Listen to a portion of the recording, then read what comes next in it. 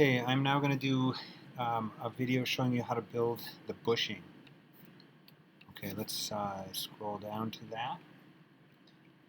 The bushing is a really simple part. It's really just a few circles that are extruded is how I would build it.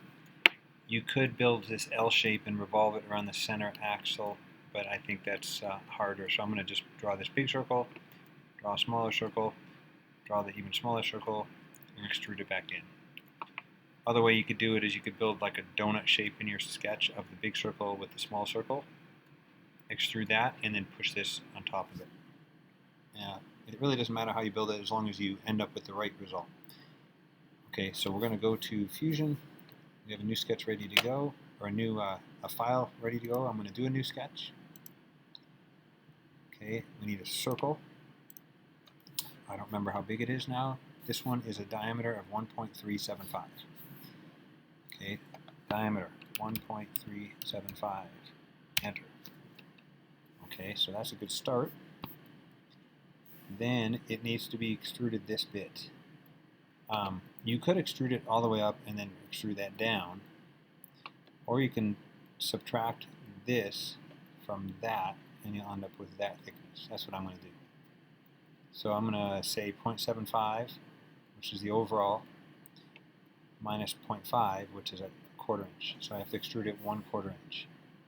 Finish sketch, extrude tool, 0.25, enter, and we have the start of a bushing. Okay. Next thing you know is we need another circle centered with a 1 inch diameter. Okay, so I'm going to click on here, create a sketch, circle tool, finds the middle, 1, enter. Okay, and it looks correct. And that is going to get extruded 1/2 inch. Okay. Extrude. Pick the right one. Remember, we don't want that one, we want this one. 0.5, enter. Okay. Only thing we have left now is to make a hole in the middle. This hole is a 3/4 inch diameter hole, and we're going to do a cut extrude all the way through. Okay, so again, you could pick either side, the bottom or the top. The top because it's already there. And I'm going to double check what measurement I need. 3/4 inch diameter.